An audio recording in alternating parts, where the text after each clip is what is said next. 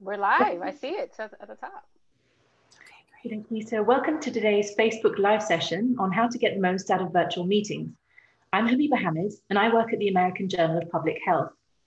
Today, we're going to discuss, again, how to get the most out of virtual meetings. And joining me is Aisha Moore, Senior Consultant at JSI, Aisha, and Michelle Lates, Deputy Director of Communications at APHA. Before we want to get started, I want to ask viewers to let us know where they're watching from by commenting below the video. So since April, every meeting has gone virtual, and the experience isn't the same as meeting face-to-face. However, with a little planning and thought, you can make the experience just as good or better than a live experience. Today, Aisha and Michelle are going to share with you their experiences and tips for making the most out of virtual meetings. I'll start with Aisha. Aisha, tell us some of the things that have been different for you when attending virtual conferences. Yeah, hi, Habiba and Michelle. Thanks for having me. Just want to first thank APHA for continuing to partner with JSI on this virtual meeting. We've been working together for years on the social media lab, so great to talk about this. And so for those of you who don't know, JSI is a public health consulting firm based in the US, in Boston, but we work all over the globe. So because of that, I was actually invited to an international conference that was taking place, supposed to be in San Francisco, but I was still here in DC. And for some reason, I thought I could just fit it in between other things. And that didn't happen. And people kept asking, how's the conference? And I was like, I'm ashamed that I didn't really attend any sessions. And so on subsequent conferences, I had to get my act together. So I think, my first experiences with them were not good. And so I've learned a few tips along the way, which I'll share as we go along.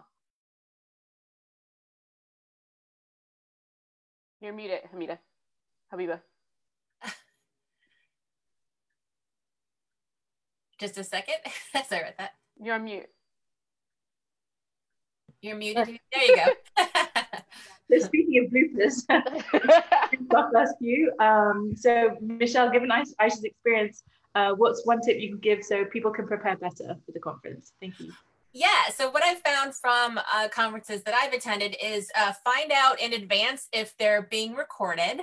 A lot of virtual conferences are these days, but there are some things that are available immediately, and there's some that are not. Like this recording is going to be available live immediately, but a lot of sessions, especially a lot of conferences, if they're big meetings, they're not going to be, the sessions won't be available for a few days later. So if it's something you really want to watch that day, or like the next day, you should probably, you should attend it live if you really want to see it that day, but then you should find out when it's going to be available. Like at the APHA annual meeting, we're going to have thousands of abstracts and hundreds of sessions. So generally they're not going to be available to 24 to 72 hours later. You're going to be able to rewatch them all for a very long time, but they're not going to be available just like right away. So find out in advance. That way it'll help you develop your schedule.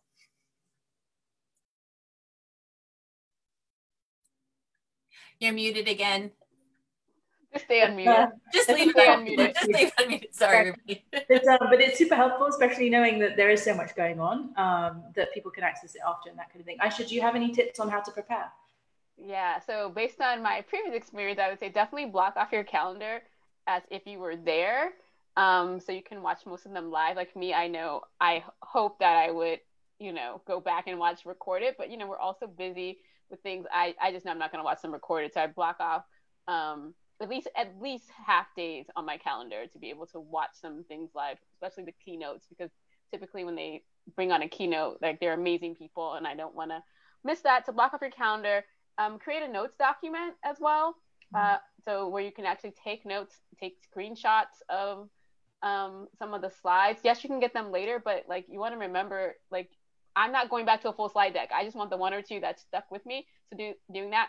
And then also like, again, about like acting like you're there, just order yourself in lunch like for that day, because it's just nice to do something a little bit different and really be attentive to the conference. So super helpful. So block off your calendar, a notes document, and order lunch in essentially.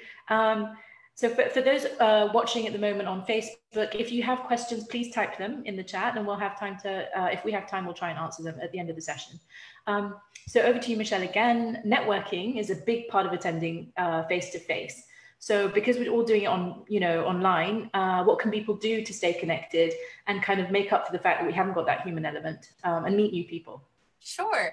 One of the things is to really seek out conferences that have a lot of networking. Some of them it's just going to be where you're kind of passive and you're just sitting there watching. But I would look for conferences where you're really going to be a participant, not just a viewer. So look at what opportunities are available and then take advantage of them. Look for conferences that have live Q&As or chats or other networking opportunities. And at APHA annual meeting, we're going to be having some sort of cool things like speed networking, where you're able to drop in and just kind of be like assigned to different people for a few minutes and network with them. We'll have kind of Zoom hangouts on different public health topics. So pick out a conference that has those sort of things. But even if you go to a conference that doesn't have that, you can take advantage of other things. I don't know if Aisha's going to talk about hashtags a little bit, so I won't skip you there. But make sure, if you're in there on Zoom, make sure your name is written out and your who your identifier is, so that people can find you and follow up with you. If the conference is sharing participant information, make sure your contact information is up to date. And also make sure your LinkedIn is up to date, because if you're doing this in a professional forum, that's where people are going to look for you. So I think that's really important as well. One follow-up from Aisha about the taking of the notes. I agree with that as well. But I think it's also good taking notes during conference.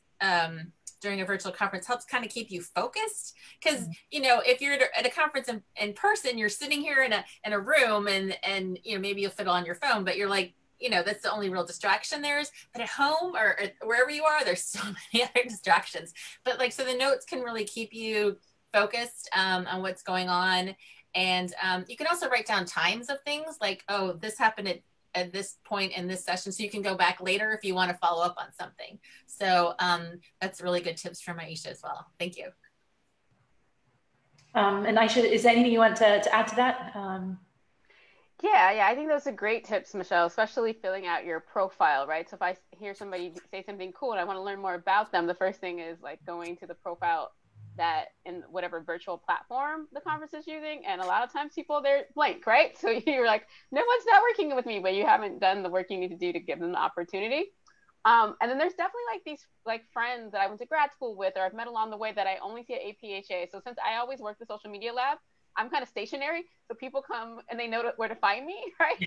And there's definitely some friends who they live in DC with me, but I don't see them only until APHA or other meetings. And so I'm going to miss the opportunity this year at a lot of meetings to catch up with friends and colleagues and have lunch and dinner. So what I've been trying to do is think of who do I normally just run into at these meetings, and then shoot them an email and say, hey, I'm probably not gonna run into you at the meeting this year. So let's get on the phone and do a little bit of let's do a coffee date or something of that nature, since we're not gonna have these natural places where we run into each other. I think that's a really lovely idea, because everyone's got something that they like in particular about the APHA conferences. So just maintaining that continuity would be really lovely. So can I ask about growing your network? I know we've talked about it a bit, but how can we do it specifically virtually? Aisha, if you've got anything to add at all on that? Yeah, in general, I'm not a big Twitter user, but for conferences, to me, it is the best platform to be on, to follow the hashtag. And what's the APHA hashtag this year? APHA 2020. All right, so follow APHA 2020, because you just, you see who's interested and active on the platform. I remember I don't know, maybe 10 years ago at the Denver meeting, I think I was just complaining about the food being too expensive and how I was going to go to Whole Foods. So this guy from Brazil was like, can you bring me, I don't know, a banana? And I was like, sure. And we, and then just handed them a banana, right? So to me, that's networking to the fullest extent, right? And so, but then we realized, we had some common interests and we, been connected that way. So there's definitely some people also that I only know from Twitter that I have met through going to conferences, because then I can see like who's interested in the same thing I'm interested in. Because in a normal year, APHA is like 10 to 12,000 people. You can't meet everyone, right? You might not end up in the same session with someone who's connected with you, but by like looking at what they choose to share publicly in a place like Twitter, then lets you know that they might be aligned. Mm-hmm. Right. I'm keen to see the difference and how many more people are on Twitter and having conversations that way. It should be pretty interesting. Michelle, what are your ideas on this? Well, I just want to follow up on some of what Aisha said there. So some of the things you can do on Twitter besides just following is maybe live tweeting the sessions that you're at. It doesn't have to be sort of a transcript, just sort of your feelings on, wow, I can't believe you said that. That's so cool. Or oh my gosh, she's so amazing. You know, because we have these really great speakers. Live tweeting your impressions of the meeting. Photos this year are gonna be a little different, but you can take a photo of yourself like watching the virtual conference. Yeah, exactly. We welcome those. Or, you know, show us where you're watching the conference from, because people can be doing it literally anywhere this year. I would love to see, you know, people around the world sending us photos where they're watching from. Yeah. Perfect. Exactly. So tweet that with the APHA 2020 hashtag right now, Aisha. You could tweet like, hey, these are my favorite things I've seen at APHA 2020 so far. What are your favorites? What have you learned so far? Also, APHA 2020, we're going to have a special tweet up event on Tuesday night with the de Beaumont Foundation. It's called the Sunset Tweet Up. So if you're attending, take a look at that on your calendar. That the tweet up is open to everybody, whether at the conference or not. So that'll be a fun way to connect with people who are at the meeting and beyond. When's that exactly? The sunset one? The sunset tweet up. It's on Tuesday night. It's a tradition, and it's a fun tweet up. I mean, the questions are serious. They're about like the public health field, but we like to have lots of fun gifts. And this year, we're encouraging people, you know, to bring the sunset in, like maybe Zoom backgrounds or sunset colors or something. Dress up as the sun. I don't know, but it'll be a fun event. We have a lot of really good fun breaks in plan for APHA 2020. Okay, brilliant. Okay, so what we're doing now is we're trying to kind of get hold of if there are any questions or comments from the chat. I think Michelle might be able to help me with this. Yes, I got one that was submitted in advance. Actually, it was about Zoom backgrounds, but you see, I have one here because I'm in my bedroom. I did not want you all to see my messy bedroom. And Aisha can jump in on this as well. So if you're not using a Zoom background, or even if you are, one of the most important things is lighting. So you can go in on Zoom and just like start a fake meeting just with yourself. And so you can see what your lighting looks like. You don't have to have fancy ring lamps and that kind of thing. Just make sure your face is lit, you're not in shadows. Avoid actually behind me, it's a big window in my bedroom. Avoid, you know, a bright window behind you. Whether you're presenting or whether you're just taking part in like a networking event, you want people to be able to see your face. You can test the sound, all that kind of thing. You have to be careful with Zoom backgrounds. Maybe test them out first because they don't look good on all computers. I had to upgrade my OS for this to even start to work. I look kind of ghosty on there. And if you see when I move my hands, so if I was doing presentation, I don't know if I would use this. I'd probably, you know, look for a nice neutral background like both you and Aisha and Habiba have there.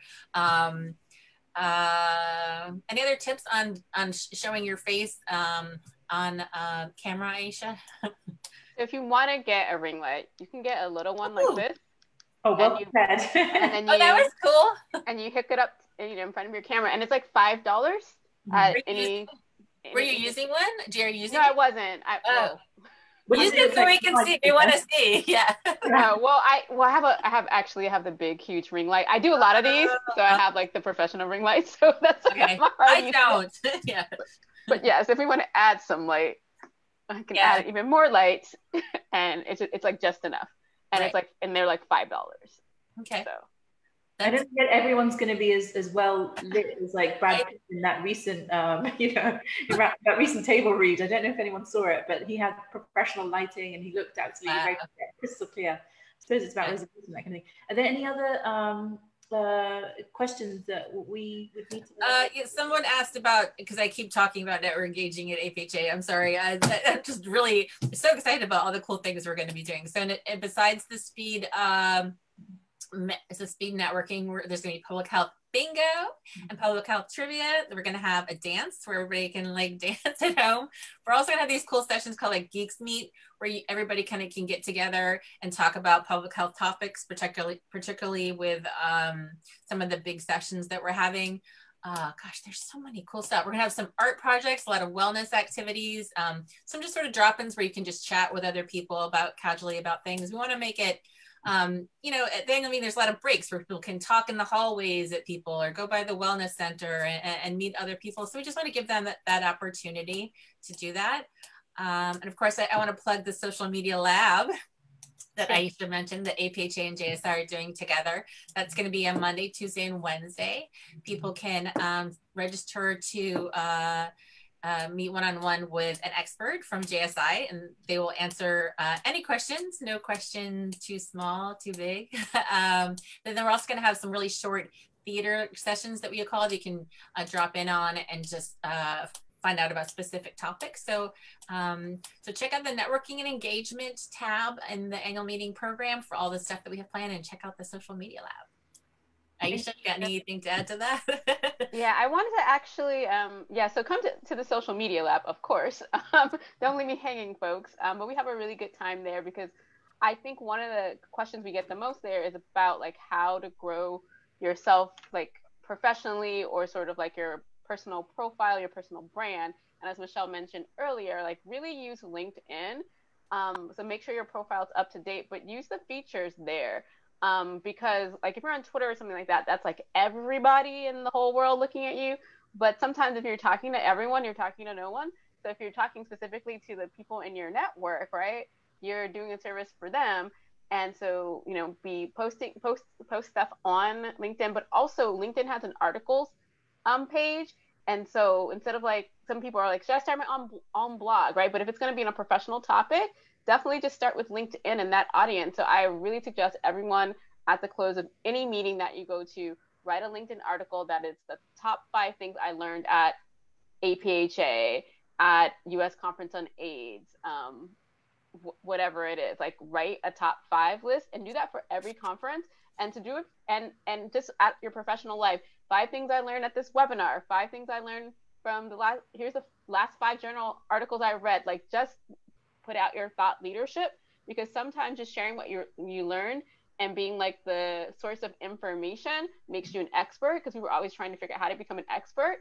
It's by sharing what you learn. That's what experts do. They share what they learn. So definitely use LinkedIn for sure to do that.